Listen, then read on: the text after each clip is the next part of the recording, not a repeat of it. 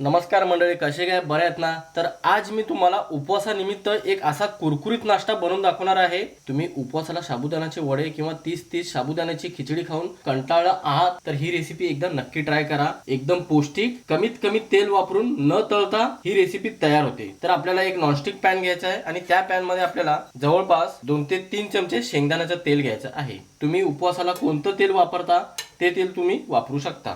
तेल चांगल्या प्रकारे गरम झालं की यामध्ये आपल्याला 1 चमचा जिरे टाकायचे आहेत. जिरे चटकायला लागले की इथे मी 3 मिरचीचा ठेचा घेतलेला आहे, त्याच्यामध्ये 1 इंच आलं टाकलेलं आहे. ठेचाचा तिखटपणा तुम्ही तुमच्या आवडीनुसार कमी जास्त करू शकता. 1 मिरचीचा सुद्धा करू शकता किंवा 2 मिरचीचा सुद्धा करू शकता किंवा 2 मिरच्या बारीक कापून टाकलं तरी चालेल आणि अद्रकची पेस्ट बनवली तरी चालेल.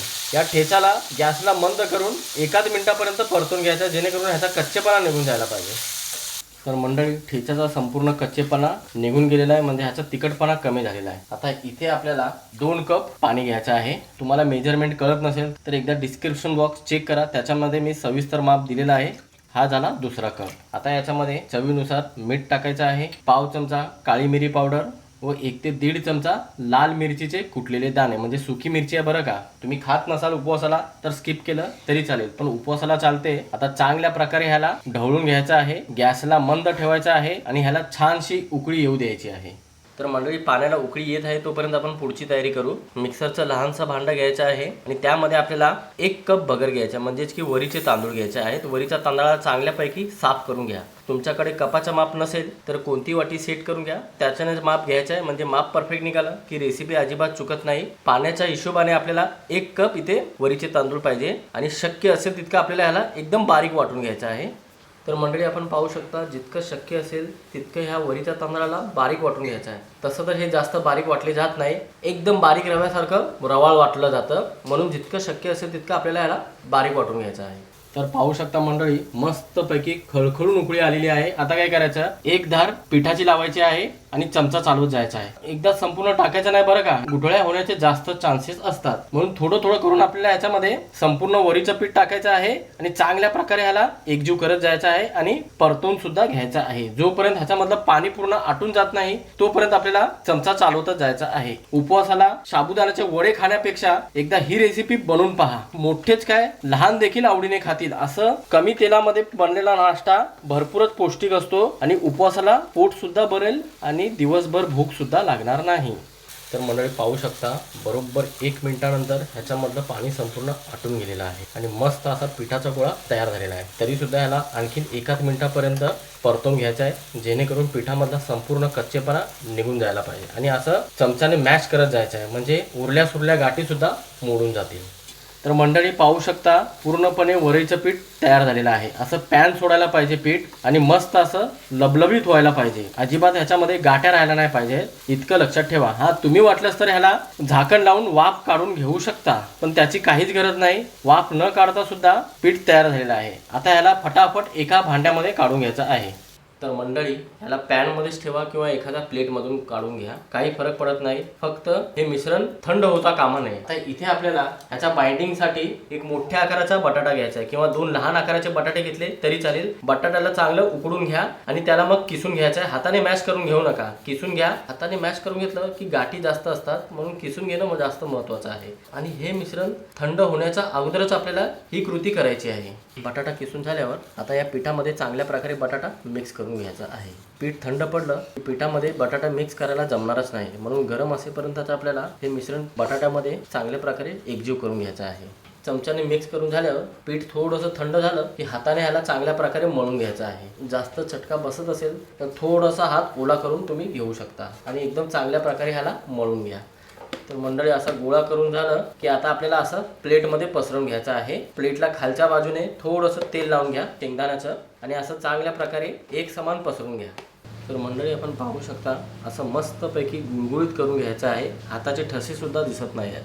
आता ह्याला जवळपास आपल्याला 15 ते 20 मिनिटं पंख्याखाली सोडायचं आहे, नाहीतर डीप फ्रीजमध्ये तुम्ही याला ठेवू शकता चांगल्या प्रकारे सेट होण्यासाठी. तर मंडळी, जितका खमंग उपवासाचा नाश्ता आहे तितकीच खमंग चटणी बनवूया उपवासाची. मिक्सरचं भांडं घ्यायचं आहे आणि त्याच्यामध्ये 4 ते 5 हिरव्या मिरच्या घ्यायच्या आहेत. तिखट तुम्ही तुमच्या आवडीनुसार कमी जास्त करू शकता. बाइंडिंगसाठी 2 चमचे आपल्याला भाजलेले शेंगदाणे घ्यायचे आहे किंवा शेंगदाण्याची पावडर घेतलं तरी चालेल. 1 इंच आलं घ्यायचं आहे, 1 चमचा जिरे, 2 चमचे दही घ्यायचे आहे. दही जागी तुम्ही 1 लिंबाचा रस वापरला तरी चालेल.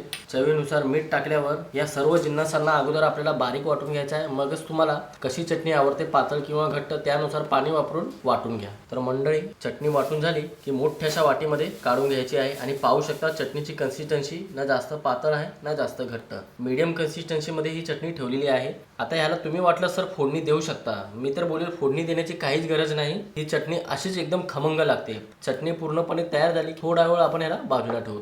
तर मंडळी 15 मिनिटं झालेली आहेत आणि चांगल्या प्रकारे सेट झालेला आहे. आता ह्याला आपल्याला उलटून घ्यायचं आहे. प्लेटच्या बाहेर काढायचं आहे. तुम्ही वाटलं तर प्लेटमध्येच ह्याला डिमोल्ड करू शकता. तर मंडळी असा हलक्या हाताने दाब दिला की परफेक्ट प्रमाणामध्ये हे डिमोल्ड होतं. पाहू शकता मस्त असा डिमोल्ड झालेला आहे आणि दिसायलाही किती सुंदर दिसत आहे. आता याला आपल्याला आकार द्यायचा. ताटलीमध्ये आकार देता जमत नाही म्हणून मी याला प्लेटचा बाहेर काढलेला आहे. तुम्ही प्लेटच्या मध्येच ठेवलं तरी काही हरकत नाही, पण चाकू मात्र धार घ्या. आता तुमच्या आवडीनुसार याला आकार देऊ शकता तुम्ही. मी ह्याला सिंपल आणि सोबर चौकोन आकार देणार आहे. तुम्ही वाटलं तर डायमंड शेप सारखा सुद्धा आकार देऊ शकता. जसं तुम्हाला आवडेल, शंकरपाळी सारखा आकार जसा आवडेल तसं देऊ शकता. तर मंडळी पाहू शकता सिंपल आणि सोबर्स मस्त असा चौकोन बॉक्स सारखा मी याला आकार दिलेला आहे. एक काढून दाखवतो तुम्हाला आणि दिसायला एकदम सुंदर दिसतोय. पाहिलं ना मंडळी. आता फटाफट मी तुम्हाला याला न तळता कसा बनवायचा ते दाखवतो. इथे पॅन किंवा कढाईमध्ये आपल्याला 3 ते 4 चमचे तेल घ्यायचं आहे आणि ह्या तेलामध्ये आपल्याला हा स्नॅक्स ठेवायचा आहे. एक एक करून जितकं पॅनमध्ये बसतं तितकं ठेवायचं आहे. आता एका बाजूने भाजेपर्यंत आपल्याला वाट पाहायची आहे. तर मंडळी 1 मिनिटानंतर आपल्याला एक एक करून हा नाश्ता उलटून घ्यायचा आहे. पाहू शकता दुसऱ्या बाजूने मस्तपैकी भाजला गेला आहे. अशाच पद्धतीने सर्व नाश्ते उलटून पालटून आपल्याला भाजून घ्यायचं आहे. तर मंडळी आपण पाहू शकता 2 चमचा तेलामध्ये प्रत्येक बाजूने आपल्याला असं भाजून घ्यायचं आहे आणि मस्तपैकी कुरकुरीतपणा येईपर्यंत ह्याला मी भाजून घेतलेला आहे आणि दिसायलाही सुंदर दिसत आहे. आता अशाच पद्धतीने उरलेला उपवासाचा नाश्ता भाजून घेतो आणि ह्याला प्लेटमध्ये काढतो. सोमवार मंगळवारचा उपवास असो किंवा शनिवारचा उपवास असो, अंगारकी असो, संकष्टी असो किंवा आषाढी एकादशी असो, कोणतीही पूर्वतयारी न करता, साबुदाणा न भिजवता, न वाटता किंवा साबुदाणा न वापरता मस्त असा खमंग वरईच्या तांदळाचा हा नाश्ता एकदा बनवून पहा मंडळी. तुम्ही तेलकट खाणं विसरून जाणार इतकं मी तुम्हाला 100% खात्रीने सांगतो. आणि जितका दिसायला चांगला दिसतो तितकाच खायला सुद्धा एकदम टेस्टी आहे बरं का. आणि मस्त ह्याच्याबरोबर अशा तळून घेतलेल्या किंवा भाजून घेतलेल्या मिरच्या घ्यायच्या. तुम्हाला वेगळं काही खाण्याची गरजच पडणार नाही. पाहू शकता कुरकुरीतपणा किती जबरदस्त आलेला आहे आणि मधून सुद्धा तितकाच एकदम मऊ, एकदम सॉफ्ट झालेला आहे. तुम्हाला तोडून दाखवतो एक. पाहिलं ना मंडळी, जबरदस्त असा मऊ लुसलुशीत आहे मधून आणि बाहेरून एकदम क्रिस्पी. तर मंडळी आजची ही न तळता बनवलेली रेसिपी कशी वाटली, ह्या उपवासाला नक्की बनवा आणि तुमची प्रतिक्रिया मला कमेंट बॉक्समध्ये नक्की कळवा.